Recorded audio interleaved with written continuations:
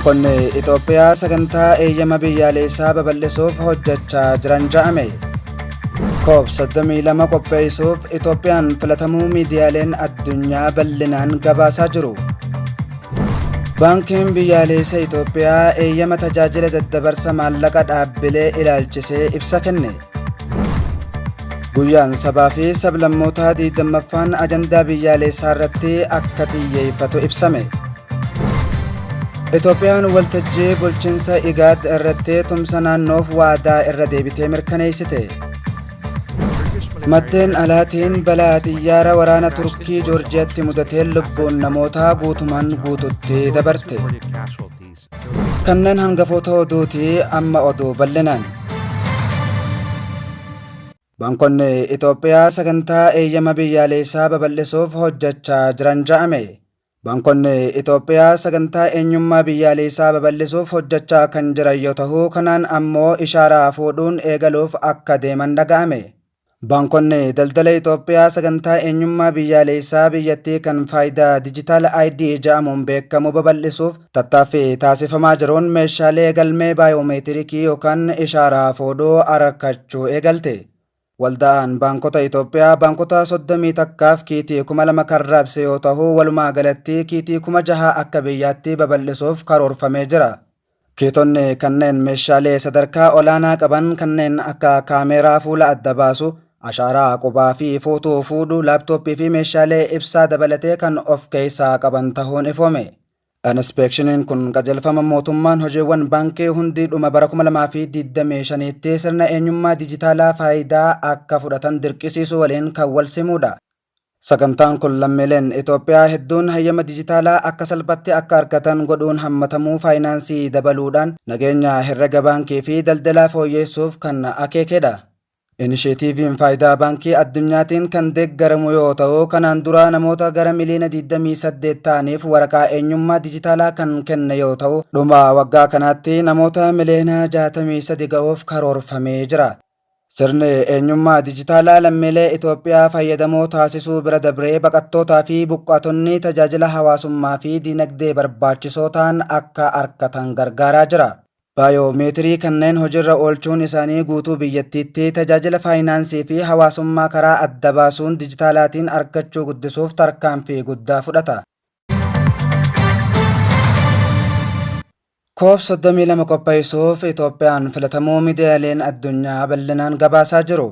Itoophiyaan bara 2027tti yaa'ii jijjiirama qilleensaa dhaabbata mootummoota gamtoomanii 32ffaa keessummeessuuf filatamuu isii Biraaziil magaalaa Beeleemitti murtaa'e. Filannoo Itoophiyaa hordofuun miidiyaaleen idila addunyaa dhimmicha irratti uwwisa bal'aa kennaa jiru. Pirezidaantii yaa'ii jijjiirama qilleensa dhaabbata mootummoota gamtoomanii kan tahe Andiree Kooriyaa Doolaagoo fi Biraaziilitti ambaasaaddarri Itoophiyaa akka jahanitti biyyoonni konferansii kanarratti hirmaatan Itoophiyaan saganticha akka qopheessitu walii galanii jechuun mirkaneessan. Dhimma kana ilaalchisuun ibsa Afrikaa Niwus baaseen Itoophiyaan konferansii haala qilleensa Afrikaa lammaffaa baatii adoolessa dabre gaggeeffame milkaa'inaan keessummeessuu isii hubachiifte. Itoophiyaan yaa'icha keessummeessuun Afrikaa rakkoo jijjiirama qilleensaatiin rakkachaa jirtuuf furmaata akka argattu gargaaruu keessatti gahee olaanaa akka qabattu ibsame. Gaazixaan Indiyaa Express akka gabaasetti biyyoonni Afrikaa biyyoota guddatan irraa adda ta'e gadi lakkifamuu kaarboonii xiqqaa ta'us dhiibbaa jijjiirama qilleensaa dandamachuu danda'uu jaha. Yaa'ichi ce'umsa jijjiirama qilleensaa hunda hammatee fi haqa qabeessa ta'e mirkaneessuu, gadi lakkifamuu kaarboonii hir'isuu fi dandeettii qilleensaa dandamachuu ijaaruu keessatti gahee guddaa qabaata. Haaluma walfakkaatuun CNBC Afrikaan imaammanni jijjiirama qilleensaa Itoophiyaan Naayijeeriyaa mo'achuun keessummeessituu yaa'ichi sadarkaa akka qabaatu gargaaree ja'a. Kana malees APA News, Climate Home News, RTE, France 24 fi The News Arab hundi isaanii filannoo Itoophiyaa yaa'icha keessummeessuuf taasiftee gabaasaa jiru. Baankiin biyyaalessaa Itoophiyaa hayyama tajaajila daddabarsa maallaqaa dhaabbileef hayyamame ilaalchisee ibsa kenne. Baankiin biyyaalessaa Itoophiyaa tarree dhaabbilee maallaqa dabarsuudhaaf hayyamame Itoophiyaatti baase. Kanaan dura tajaajila jijjiirraa maallaqaa akka hin kennine kan dhorkamee ture Ramadaan Pay kahaa tajaajilli isaa bal'inaan erga gamaggamame booda tarree dhaabbilee maallaqa daddabarsuu hayyamamaniitti dabre. Murteen kun kan murtaa'ee bu'uura seeraa fi dambii biyyattiittiin adeemsi dambii fi hordoffii barbaachisaa ta'e erga xumurame booda. Baankiin biyyaalessa Itoophiyaa dhaabbileen dabarsoo maallaqaa yeroo ammaa Itoophiyaa keessatti akka hin hojjanne dhorkaman hundi tarkaanfii barbaachisaa ta'e akka fudhatan seeraa fi dambii biyyattii akka eeggatan jajjabeessa. Baankiin biyyaalessa Itoophiyaa dhaabbileen dabarsoo maallaqaa iftoominaa fi akkaataa seeraatiin akka hojjatan deeggaruuf qophii ta'uus ibse. Kanaafuu lammiileen biyya alaa yeroo maallaqa gara Itoophiyaatti dabarsan hunda adeemsa seera qabeessaa fi iftoomina qabu hordofuu isaanii mirkaneessuu qabu. Maallaqa karaa dhaabbata maallaqa dabarsuu hayyama seeraa qabuun erguun maallaqni sun nageenya akka qabuu fi akkaataa hojmaata maallaqa seeraa alaa daddabarsuu fi faayinaansii shororkeessummaa ittisaniin nama fudhatu biraa akka ga'u taasisa. Baankiin biyyaalessa Itoophiyaa uummanni dhaabbilee maallaqa dabarsuuf hayyama qaban adda baasuu akka danda'uuf tarree qaamolee seera qabeessa ta'an marsariitii isaa irratti maxxansee jira. Dhumarrattis baankiin biyyaalessa Itoophiyaa tajaajila maallaqa seera qabeessa ta'e dagaagsuu fi haala faayinaansii nageenya qabu iftoominaa fi gahumsa qabuu fi guddina fayya qabeessaa damee faayinaansii deeggaruu mirkaneessuuf kutannoo isaa irra deebi'ee ibsa jechuun gabaafamee jira. Guyyaan sabaa fi sablammootaa 20ffaan ajandaa biyyaalessaa irratti akka xiyyeeffatu ibsame. Guyyaan saboota sablammootaa fi uummattoota 20ffaan sadarkaa seenaa murteessaa ajandaa biyyoolessaa irratti waliin dhaabbannu irratti Itoophiyaanonni kabajaa waan jiraniif adda ta'aa jiran. Mana maree federeeshiniitti barreessituun koree dhaabbii hariiroo mootummaa tokkummaa dimokiraasii fi barnoota heera mootummaa aadde Baanchii Ergaa Mallas. Guyyaan saboota sablammootaa fi uummattoota tokkummaa uummataa cimsuu sochii investimentii naannolee keessatti dabaluu bu'uuraalee misoomaa turizimii misoomsuu fi guddisuuf gumaacha olaanaa taasisee jiran. Aadde Baanchii Ergaa Mallas hariiroo dippiloomaasii biyyoota ollaa waliin cimsuu fi suuraa biyyattii ijaaruu keessatti gumaacha olaanaa qabaachuu ibsite. Ayyaanni kun yeroo Itoophiyaan gara marsaa haaraatti ceetutti waliigaltee biyyoolessaa uumuu tokkummaa dimokiraasii cimsuu fi tokkummaa biyyoolessaa dagaagsuuf sochiin itti gaggeeffamu ta'uu ibsan. Kabajni ayyaanichaa naannolee hunda keessatti wal hubannoo cimsaa kan jiru yoo ta'u bara kanas tokkummaa uummataa cimsuu imbaasii fi yuunivarsiitii keessatti kan kabajamu ta'a. Guyyaan sablammootaa fi uummattoota 20ffaan naannoo giddugaleessa Itoophiyaa magaalaa Hosaanaa keessatti adoolessa 29 bara 2018 mata duree waliigaltee dimokiraatawaa waliigaltee biyyaalessaa ja'oon ni kabajama.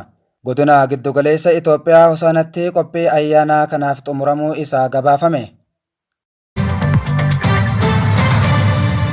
Itoophiyaan waltajjii bulchiinsa IGAD irratti tumsa naannoof waadaa irra deebitee mirkaneessite.